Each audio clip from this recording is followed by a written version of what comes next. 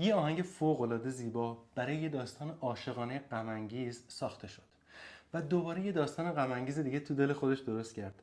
تو تا همین امروز نمیدونی که آهنگساز، ترانه‌سرا و خواننده اصلی این آهنگ کیه.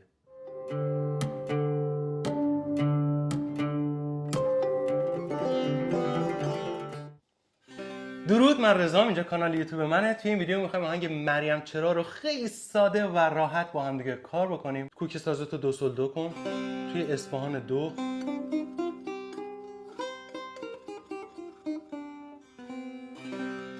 فقط قبل از که شروع بکنیم بزنیمش یه نکته جالبی میخوام بهت بگم. آهنگساز و خواننده اصلی این آهنگ، من نمیدونم چرا اینقدر آدمای بی‌حاشیه و مظلومی بودن. ایرج امیرنظامی ترانه‌سرا و آهنگساز اصلی این آهنگ و عباس آیانی معروف بهروز. این آهنگو مثل که تو سال 50 میان توی رادیو مشهد ضبط میکنن و پخش میکنن. هم موقع تو مشهد مثل که کار میکنن، آهنگ گوشش میکنن، ولی دیگه از مشهد انگار بیرون نمیره آهنگه.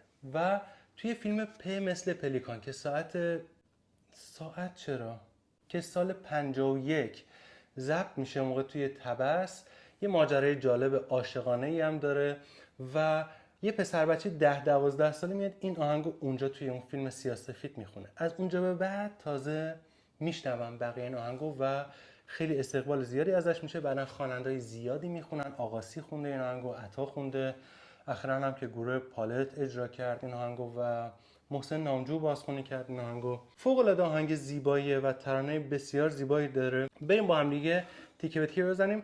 عباس آیانی میتونست مثل حسن گلنراقی که با مرا ببوس خیلی معروف شد، میتونست با این آهنگ معروف بشه، اما این اتفاق نیفتاد و تا چندین سال، حتی تا همین الان، خیلیا نمیدونن که خواننده اصلیش کی بوده. خب خیلی ساده و راحت بریم با هم دیگه بزنیمش. کل آهنگو به 3 قسمت اصلی تقسیم میکنیم. بریم سراغ قسمت اول که با یه موتیفی شروع میشه که اون موتیف مدام تکرار میشه. انگشت اول تو بذار رو می بمول. اولی بار برات میخونم، فقط گوش کن، شعرشو ببین. مریم چرا با ناز و با افسون و لبخندی. بریم اینو بزنیم اول. می فا سو سل سولف می. میتونی حتی پوزیشنت هم تغییر ندی. ببین حالا میای با انگشت دومت روی سول. سو سول فا سول، به لا بمول اشاره میکنی.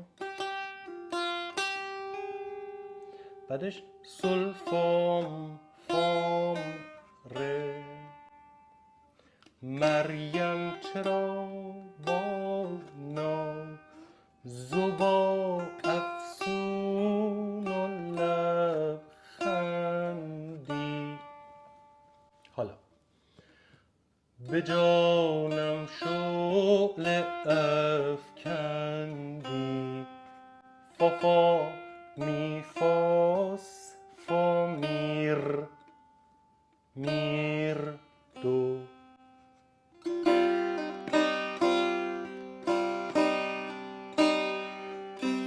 مرا دیوانه کردی.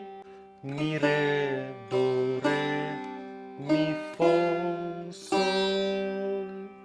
مرا دیوانه کردی. خط اول این شکلی میزنیم. ادامهش عین همون قبلی شروع میشه. امشب که بارانه غم از هر دیده میبارد. می فا سو سول سولف می. سو سول فا سول سول فام فام ره. امشب که بارانه غم از هر دیده میبارد. دلم در سینه می نالد. دوباره فا فا می فاس فا میر میر دو. مرا دیوانه کردی. مرا دیوانه کردی.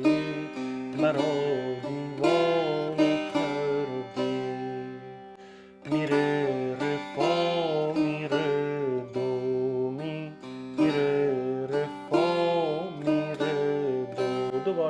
میشه می ره فا می ره دو می می ره فا می ره دو. پایانش فقط متفاوت بود با خط قبلی. حالا این دوتا خطی که الان خوندیم ما در نظر بگیری به عنوان یه جمله ملودی، دوباره عیناً تکرار میشه، یعنی عبارت اول بالا رونده، عبارت دوم پایین رونده.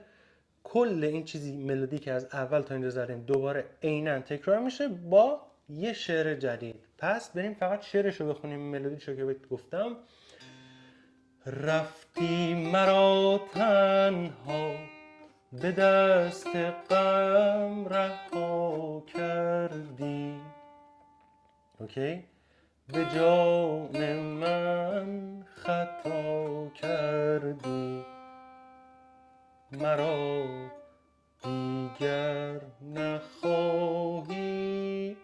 میره دوره می فا سل، مرا دیگر نخواهی. پیدا شدی با غم ز در جام شراب من، پیدا شدی با غمزه در جام شراب من.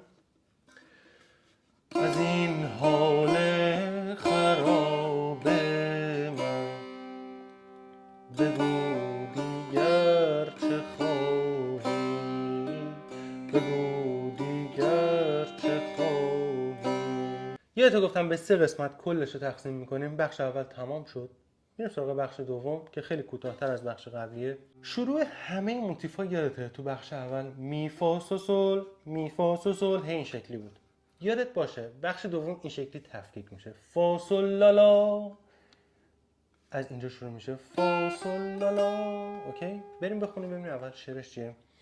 اشکی که ریزد ز دیده من، آهی که خیزد ز سینه من.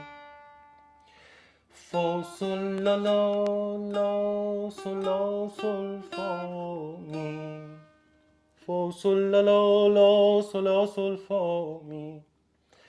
اشکی که ریزد ز دیده من. حالا می فا سو سل سل فا سل فا می ره، آهی که خیزد ز سینه من. میخوایم بگیم رنگ تمنا ندارد، سل فا می ره می می فا سل. عبارت دومش دقیقا شبیه به همون شروع میشه دوباره، یعنی تو آن گل مریم سپیدی، بی تو دلم شوری و امیدی. این بالا که گفته بود اشکی که ریزد دیده من، آهی که خیزد سینه من. خب اینم دقیقا فا سل لا لا لا سل لا سل فا می. تو آن گل مریم سپیدی، بی تو دلم شوری و امیدی، می فا سو سل سل فا سل فا می ره. دیگر به دنیا ندارد و 3 بار میخواد بگه. یه بارش میشه دیگر به دنیا ندارد، سل فا میره فا میره دو. 2 دفعه بعدی رو میگه که سی سی سی سی سی لا سی دو، دیگر به دنیا ندارد، دیگر به دنیا ندارد. سی بکار، لا کرون، یا اگر لا بمول داری میتونی لا بمول بزنی، یه خورده بیشتر شبیه به ورژن پاپ توریش میشه.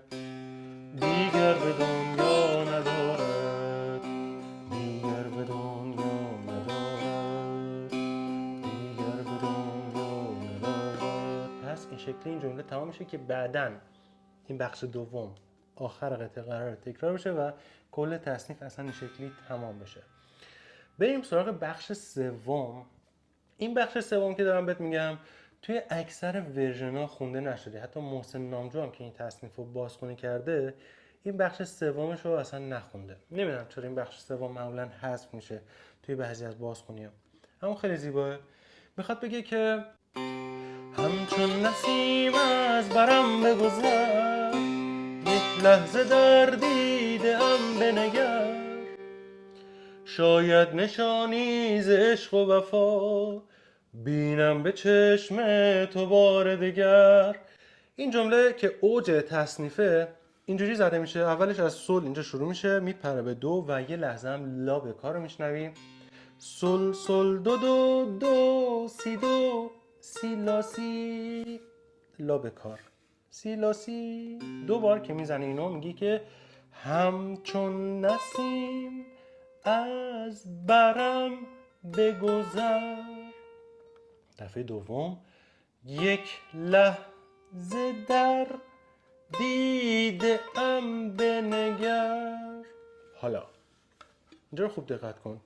فا فا سی سی سی لا سی لا سو لا، می می لا لا لا سو لا سل فا سل. فا یه لحظه دیگز میشه اینجا.